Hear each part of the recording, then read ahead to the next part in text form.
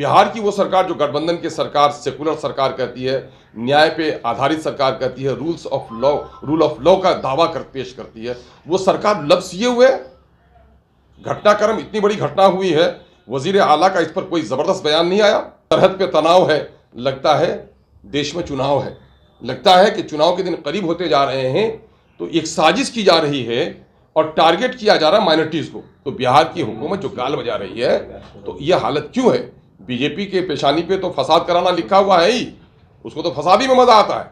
सरकार को टैक्स जनता देती है, जान माल इज्जत आबरू की पहरेदार है सरकार, और अगर उसमें फेलियर है तो जिनका दुकान लुटा उनका मुआवजा देना सरकार की जिम्मेदारी है। तेजस्वी के खिलाफ मुझे आंदोलन करने की क्या जरूरत है?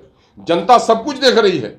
छोटे छोटे मामले में बकरी के दब जाने पे कोई आंसू बहाता है और बस्ती के जलने पर कोई आंसू नहीं बहाता है, तो बस्ती वालों को समझना पड़ेगा। आप देख रहे हैं लाइव बिहार में, आपके साथ रूपम। देखिए, रामनवमी का माहौल के दिन जो रामनवमी का माहौल बिगड़ा सासाराम और बिहार शरीफ में जो झड़प हुई, मुसलमान भाई और हिंदू समाज में जो झड़प हुई, उसको लेकर एमआईएम के प्रदेश अध्यक्ष अख्तरुल ईमान ने आज प्रेस कॉन्फ्रेंस रखा और उसमें वो साफ तौर पे बीजेपी और बिहार सरकार को घेरते हुए नजर आए।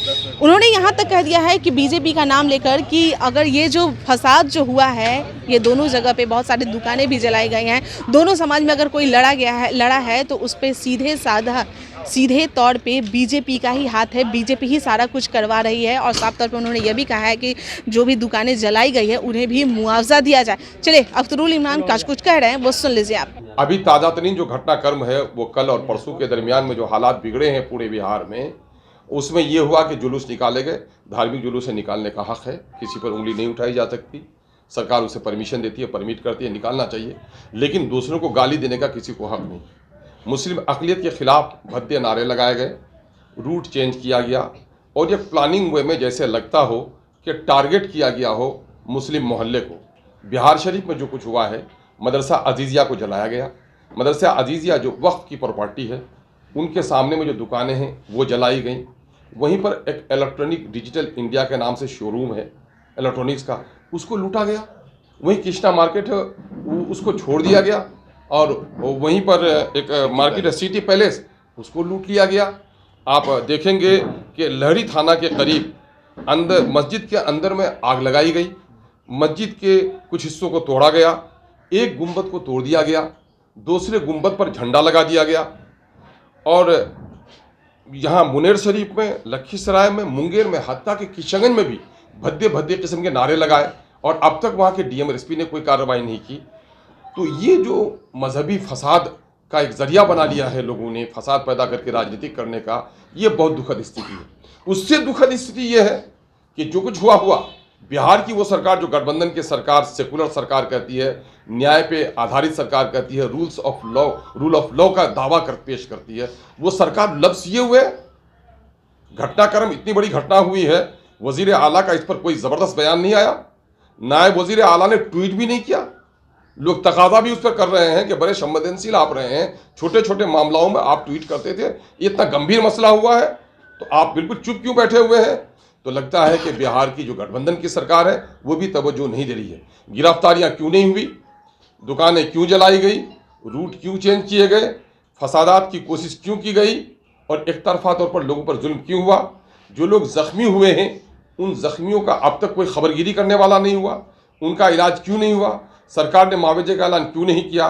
तो एमआईएम इसको लेकर अपने शदीद गम और गुस्से का इजहार करती है और इस वाक़े की मजम्मत करती है, हम कंडम करते हैं। और मौजूदा वक्त बिहार सरकार का जो धुलमुल रवैया है, हम उसकी भी मजम्मत करते हैं। और मुझको ऐसा लगता है कि इस वक्त, चूँकि एक मरहूम शायर ने कहा था, मैंने कल भी वो जुमला दोहराया था कि सरहद पे तनाव है, लगता है देश में चुनाव है, लगता है कि चुनाव के दिन करीब होते जा रहे हैं, तो एक साजिश की जा रही है और टारगेट किया जा रहा है माइनॉरिटीज़ को। और इसमें दोनों का भला है, एनडीए का भी भला है, महागठबंधन का भी भला है।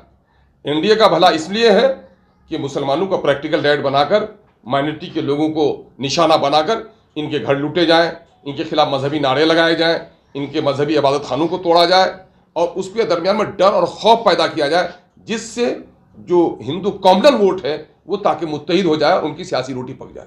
और दूसरी तरफ बिहार की गठबंधन की हुकूमत ने ढील इसलिए दे रखी है कि अकलियत के लोग ताकि डर के मारे में मेरे झोली में आ जाए। ये दोनों की अपना जो हित है वो दोनों का हित निहित है इस मामले में।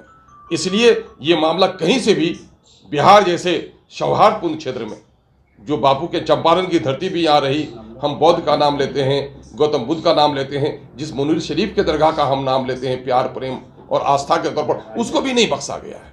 तो ये जो हालात बिहार में बिगड़ते चले जा रहे हैं, तो बिहार की हुकूमत आखिर क्यों पाँव में मेहंदी डाले बैठी हुई है, क्यों गिरफ्तारी अब तक नहीं हुई, और जिन ऑफिसरों की लापरवाही के नतीजे में ये सारे वाकयात हुए, उनको वहां से हटाया क्यों नहीं गया, सस्पेंड क्यों नहीं किया गया। ऐसे लोगों की नौकरियां चली जानी चाहिए जो लॉ एंड ऑर्डर को मेंटेन नहीं कर पाए। तो बिहार की हुकूमत जो गाल बजा रही है, तो ये हालत क्यों है। बीजेपी के पेशानी पे तो फसाद कराना लिखा हुआ है ही, उसको तो फसादी में मजा आता है।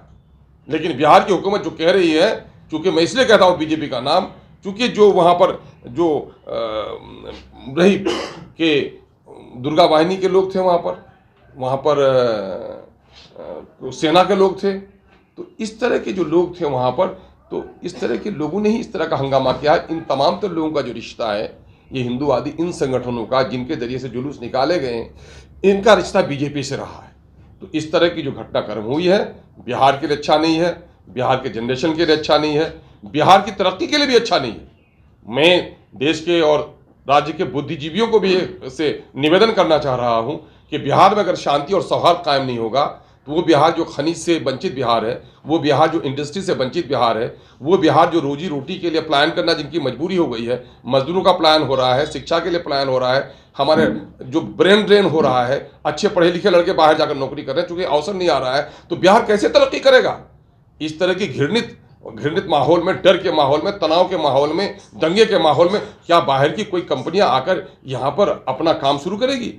तो इसलिए मैं बिहार सरकार से मुतालबा करता हूँ कि बिहार सरकार फौरी तौर पर जो लोग मुजरिम हैं उसकी गिरफ्तारी करे और उनको करार वाकई सज़ा दे, और जो दुकानें जलाई गई हैं उन दुकानों का मुआवजा दे। डिजिटल इंडिया के बारे में कहा जाता है कि 5 करोड़ से ज़्यादा का शोरूम था इलेक्ट्रॉनिक्स का, वो लूट लिया गया। वो क्या करेंगे, भीख मांगेंगे, क्या करेंगे, बाद को गुंडे बनेंगे उनके बच्चे पेट पालने के लिए। सरकार उनको मुआवजा दे। फल की दुकानों को लूटा गया और वहाँ पर सिटी पैलेस मैरिज हॉल को तोड़फोड़ किया गया, वहाँ पर बादशाह फल वाले की दुकान को लूट लिया गया। ये लोग जो भीख मांगेंगे, अब इनका कौन देगा मुआवजा। सरकार को टैक्स जनता देती है, जान माल इज्जत आबरू की पहरेदार है सरकार, और अगर उसमें फेलियर है तो जिनका दुकान लुटा उनका मुआवजा देना सरकार की जिम्मेदारी है। सरकार ऐलान करे कि तखमीना करके तमाम लोगों को मुआवजा दिया जाए, जो लोग जख्मी हों उनका इलाज करा जाए, उनको मुआवजा दिया जाए। जो लोगों ने मस्जिद के मीनारे को तोड़ा, मस्जिद के मीनारे पे झंडा लगाया, मस्जिद में आग लगाई, मदरसा आजीजिया को जलाया, दुकानें लूटी, दुकानें जलाई, ऐसे तमाम तर लोगों को कैफर किरदार तक पहुंचाते हुए जेल के सलाखों में उसको पहुंचाए। और हुकूमत गारंटी दे कि यहाँ दलितों को, अकलियतों को, कमज़ोर तबके की जान माल इज्जत की तरफदारी होगी। अगर ये गारंटी देने के लिए सक्षम नहीं है लोग, तो इसके माने ये है कि गद्दी पर बैठने के लायक नहीं है ऐसे लोग। इस तरह के मामला पे तेजस्वी यादव पहले ट्वीट करते थे नेता विपक्ष से, अभी नहीं का ट्विटर को लोगों को। तो जो स्थल है वहां पर जाएंगे, हम लोग के 2-3 दिन के प्रोग्राम तय हैं, हम लोग जा रहे हैं वहां पर भी। तेजस्वी के जिला के खिलाफ मुझे आंदोलन करने की क्या जरूरत है, जनता सब कुछ देख रही है। छोटे छोटे मामले में बकरी के दब जाने पे कोई आंसू बहाता है और बस्ती के जलने पर कोई आंसू नहीं बहाता है, तो बस्ती वालों को समझना पड़ेगा कि बकरी के मरने पर आंसू बहता था, वाकईतन हमदर्दी की आंसू थे ये या दिखावे के थे, लोग खुद इसको तय करेंगे। उसके बारे में मुझे क्या कहना है, वो खुद ज़मीर में झांक कर देखें। माननीय नीतीश कुमार जी और तेजस्वी जी अपने ज़मीर में झांक कर देखें कि बिहार में जिस दावे के साथ उन लोगों ने हुकूमत की है, और मौजूदा वक्त के गठबंधन को तो मैं कहना चाहता हूँ कि गठबंधन की हुकूमत और तेजस्वी जी को सरकार में शामिल होने का मौका जो मिला है, माइनॉरिटी के वोट से मिला है। भले ही हमारे पार्टी को तोड़कर वो बने, लेकिन माइनॉरिटी के लोगों का समर्थन मिला है, तभी वो गद्दी पर बैठे हैं। और माइनॉरिटी के मामले में अगर यही चुप्पी रही तो मैं समझता हूं कि आगामी दिनों में स्वार्थ की राजनीति करने वालों का भला नहीं होगा। डीजीपी की और आईजी की ऑल इंडिया मीटिंग हुई, जिसकी रिपोर्ट अमित शाह के सामने में होम मिनिस्ट्री की मीटिंग में पेश किया गया, और इसमें इन संगठनों का नाम लिया गया, ये संगठन फसाद करने के लिए। और पूरा जो आप देखेंगे, मैं कह रहा हूं कि पिछले दिनों में एक बात आई कि सड़कों पर नमाज लोग पढ़ते हैं। आज मैं मुसलमानों को साधुवाद देता हूं कि सड़कों पर नमाज पढ़ना वैसे भी दुरुस्त नहीं है। हमारे जो उलमा हैं वो कहते रहे कि सड़कों पे तुम किसी का रास्ता रोक के नमाज न पढ़ोगे, कुछ नादान है हमारे कर रहे थे, समेट लिया है। लेकिन आप क्या कहेंगे, सरकार की दोगली पॉलिसी क्यों है? आज पिच रोड को वो पिच को खोद खोद कर खंभे गाड़े गए, टेंट लगाए गए, कुर्सियां बिछाई गई, सड़कों को जाम किया गया। ये फिर दोहरा कैरेक्टर क्यों है? इस मुल्क में कानून सबके लिए बराबर है। इस मुल्क में वोट की कीमत अगर बराबर है तो लाशों की कीमत भी बराबर होनी चाहिए। सबको जीने और मरने का समान अधिकार होना चाहिए। ये समानता कहीं न कहीं से अक़लियत के लोगों से छीनी जा रही है और उनको खौफ के समंदर में डुबाने की कोशिश की जा रही है। तो आपने सुना अख्तरुल ईमान जो कि साफ तौर पे कह रहे हैं कि अभी वोट ये चुनाव आने वाला है, 2024 का चुनाव आने वाला है और उसी को लेकर ये दोनों पार्टियां जो है कुछ भी नहीं कर रही है, महागठबंधन हो या बीजेपी हो, क्योंकि बीजेपी यह डराने का काम कर रही है और वहीं बिहार सरकार यह काम कर रही है कि बीजेपी इस तरह से काम कर रही है तो हम आपको सहानुभूति देंगे और आप मेरे तरफ आइए, यानी कि जो वोट है वो आरजेडी की तरफ, महागठबंधन की तरफ बढ़ेगी। और इसके लिए ही यह चुनाव को देखते हुए ये लोग कुछ भी नहीं कर रहे हैं। वहाँ के प्रशासन पे भी उन्होंने सवाल खड़े किए हैं कि जो प्रशासन है अभी तक उन्होंने भी कुछ भी नहीं किया है। जो दुकानें जली है, कई करोड़ के उनके सामानों को लॉस हुआ है, तो ये सारे मुआवजा आखिर कौन देगा? और इसी के लिए वह बिहार सरकार से मांग की है। चलिए अभी के लिए इतना ही, बने रहें आप लाइव बिहार के साथ। धन्यवाद। लाइव बिहार यूट्यूब पर सब्सक्राइब और फेसबुक पर लाइक जरूर करें।